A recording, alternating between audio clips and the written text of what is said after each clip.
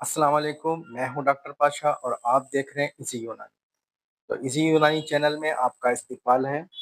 दोस्तों, हम आज आपके लिए बॉल यानी यूरिन से मुतालिक एक वीडियो लेकर के हाजिर हुए हैं। इसमें हम यूनानी का सब्जेक्ट जो बॉल व बराज है, उसमें बॉल से मुतालिक बातें करेंगे। तो आइए शुरू करते हैं। बॉल को अंग्रेजी में यूरिन भी कहा जाता है और इसकी बहुत अहमियत है।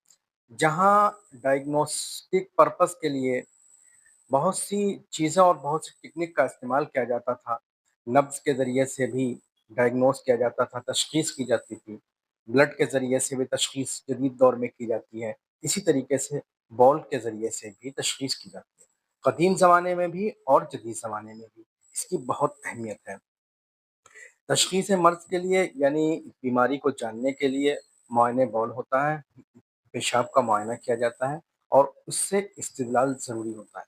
यानी पेशाब के मुआयने से बहुत सी बीमारियों का पता चल जाता है। अक्सर अमराज ऐसे होते हैं जिनकी वजह से बॉल की माहियत जो उसकी फिजियोलॉजी होती है, उसमें तब्दीली आ जाती है। यानी बॉल का रंग, पैवाम, रसूख जो चीज़ें होती हैं, उसमें क्या है तब्दीली हो जाती है और इन्हीं तमाम हालात की बिना पर ये बात जान ली जाती है कि कोई ना कोई मर्ज़ है। चुनांचे इन हालात में मुआयने बॉल और बॉल के जाँच कराते हैं और जाँच कराने में इसकी वजह से तशख़ीस मर्ज़ में क्या है डायग्नोस बनाने में मरीज़ की क्या है मदद मिलती है। इसके कुछ शराइत हैं। शेख ने कहा है कि बॉल का मुआयना करते वक़्त हस्बे ज़ैल शराइत का लिहाज़ रखना चाहिए। पहले हम आपको बता दें कि बॉल जो है वो एक कंटेनर में लिया जाता है, जो कि आज जदीद दौर में आपने देखा होगा प्लास्टिक की एक छोटी-सी शीशी मिलती है, उसमें पेशाब को जमा किया जाता है। इसी को पुराने ज़माने में शीशी को क़ारूरा कहा जाता था। इस पेशाब में जमा किया हो जाता क़ारूरा, इसे क़ारूरा कहते हैं। फिर आगे चल के ये क़ारूरा पेशाब के लिए भी बोला जाने लगा। असल माना जो क़ारूरा के हैं वो शीशी के हैं। शेख ने कहा है कि बॉल का मुआयना करते वक़्त हस्ब ज़ैल शराइत का लिहाज़ रखना चाहिए। नंबर 1, बॉल जो हो वो सुबह का होना चाहिए ताकि रात में खाई हुई ग़िज़ा के अज्ज़ा आपस में मिल जाएँ। इसके अलावा बॉल की मिक़दार का यकीन करने में भी आसानी हो सके। ठीक है? रात में बॉल जो होगा पूरा जमा होगा, ठीक है, उसमें क्या है बहुत सी चीज़ें अज्ज़ा आपस में मिल चुके होंगे, तो बॉल सुबह का बहुत ही बेहतर होता है टेस्ट के लिए। बॉल को मसाने में देर तक ना रोका जाए, यानी पेशाब लगा है, उसको ना किया रोके रखें 4-5 घंटे, ठीक है? इससे भी क्या है सही तशख़ीस नहीं हो पाती है। सुबह पेशाब करने से कुछ देर कब्ल ना तो मरीज़ ने कुछ खाया हो, ना पिया हो और ना ही किसी किस्म का मशरूब इस्तेमाल किया हो। नंबर 4, पानी ना तो बहुत ज़्यादा पिया हो, ना ही बहुत कम पिया हो। इन शराइत का लिहाज़ रखते हुए बॉल को कंटेन किया जाएगा, जमा किया जाएगा और फिर उसका मुआयना किया जाएगा, तो फिर डॉक्टर जो है सही तशख़ीस तक पहुँच सकता है। डायरेक्ट या इनडायरेक्ट मरीज़ ने कोई ऐसी चीज़ इस्तेमाल ना की हो जो पेशाब के रंग को, कलर को और पेशाब की मिक़दार को क्या है तब्दील कर दे। मिसाल के तौर पर कोई डाययूरेटिक दवा ना इस्तेमाल की हो जिसकी वजह से पेशाब बहुत ज़्यादा आए, तो पतला होगा। या कोई ऐसी दवा ना इस्तेमाल करो जिससे कलर आ जाए, जैसे ज़ाफ़रान है, हरी सब्जियाँ हैं, चुकंदर है, ठीक है? ये तमाम चीज़ें इस्तेमाल ना की हों जिसकी वजह से बॉल का पेशाब का रंग क्या है बदल जाए और मर्ज़ को पहचानने में, उसके ज़रिए से टेस्ट करने में आसानी ना हो, मुश्किल हो जाए। सब्जियाँ हैं रंग को सियाह बना देती हैं, इसके अलावा कुछ दवाएँ हैं जो बॉल के रंग को तब्दील कर देती है, मसलन चारकोल है, रिफेम्पिक है, ठीक है? रिफेम्पिसिन है। इसी तरीके से डाययूरेटिक दवाएँ हैं जो पेशाब के क़ियाम को और मिक़दार पे असरअंदाज़ होती हैं, जैसे शरबत बज़ूरी है, सफ़ूफ़ मुहज़्ज़िल वग़ैरह। ये दवाएँ पेशाब की जो कंसिस्टेंसी होती है, क़िवाम होता है, उसको क्या करती हैं रक़ीक़ कर देती हैं और उसकी जो मिक़दार होती है, उसको बढ़ा देती हैं। इसके अलावा हाबिस और काबिस अदवियाँ पेशाब के क़िवाम को गलीज़ कर देती हैं क्योंकि ये जो पानी को सोख लेती हैं, इसकी वजह से पेशाब का क़ियाम गलीज़ हो जाता है, पेशाब की मिक़दार कम हो जाती है। जैसे कुर्से हाबिस है, कुर्से गुलनार है, कुर्से कारावा है। एंटी डायरिया दवाएँ जैसे लोफ़ामा जो है ये वग़ैरह ये दवाएँ भी इस्तेमाल ना की हों। मरीज़ ने जिल्द पर कोई ऐसी चीज़ ना लगाई हो जो बॉल के रंग को रंगीन कर दे। मिसाल के तौर पर पेशाब की जगह पे कोई ट्यूब लगाया हो या कुछ लगाया हो जिसकी वजह से पेशाब का करे तो उसमें उसका कलर आ जाए। नंबर 6, मरीज़ ने पेशाब करने से पहले किसी किस्म की एक्सरसाइज़ या रियाज़त ना की हो, ना कोई ऐसा तबीई काम किया हो जिससे ज़ोर पड़े। جس کی وجہ سے درجہ حرارت جسم کا تیز ہو جائے اور بال کا رنگ کیا ہو جائے، بدل جائے، کیونکہ ریاضت، محنت، مشقت، دھوپ میں چلنے پھرنے سے یورین کا کلر کیا ہے، تبدیل ہو کر جلدی مائل ہو جاتا ہے۔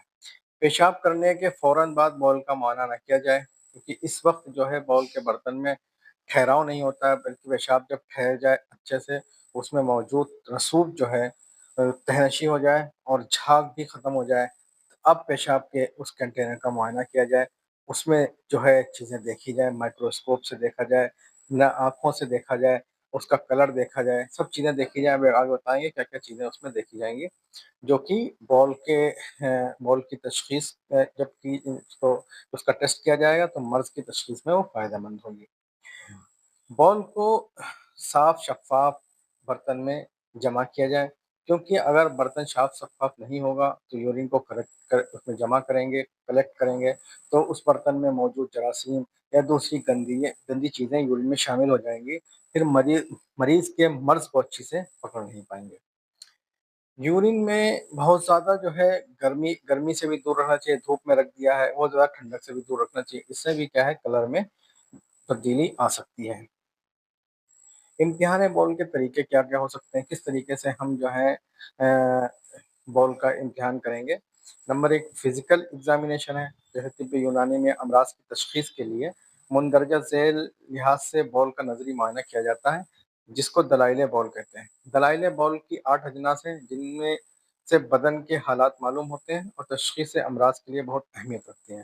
یعنی مرض کو ہم پتہ کر سکتے ہیں کہ کیا ہے، جسم کے حالات کے بارے میں پتہ کر سکتے ہیں کیا ہے، بہت زیادہ پیلا پیشاب آ رہا ہے بالکل کلر میں، ٹھیک ہے، تو ہمیں یہ پتہ چل جاتا ہے کہ ہاں یا تو اس میں لیور میں کوئی دقت ہے یا شخص نے پانی کم کیا ہے۔ کلر میں ریڈ کلر کا پیشاب آ رہا ہے تو یہ دقت ہو سکتی ہے کہ بلڈ ملا ہوا آ رہا ہے۔ تو ایسی تمام چیزیں جو ہیں وہ بہت بیماری ہمیں یورین سے مل جاتی ہیں۔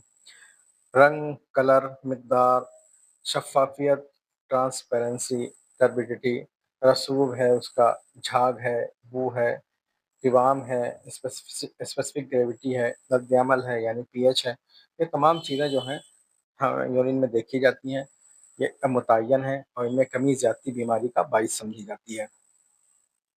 رنگ دیکھیے، بال کا رنگ طبعی جو ہوتا ہے وہ ہلکا زردی مائل ہوتا ہے، جو کہ صفرا کی وجہ سے پیدا، جس میں جو طبعی صفرا ہے اس کی وجہ سے ہلکا زردی مائل ہوتا ہے۔ لیکن طب یونانی میں بال کے غیر طبعی 5 کلر بتائے گئے ہیں جو غیر طبعی ہیں۔ طبعی رنگ تو ہلکا زردی مائل ہوگا، ٹھیک ہے، لیکن غیر طبعی رنگ کے اوپر بحث کی گئی ہے۔ طبعی رنگ چونکہ ایک ہے، غیر طبعی رنگ زیادہ ہے، اس لیے بال کے جو امراض آئیں گے وہ غیر طبعی کے اعتبار سے ہوتے ہیں، اقسام جو آئیں گے بال کے غیر طبعی کے اعتبار سے آئیں گے۔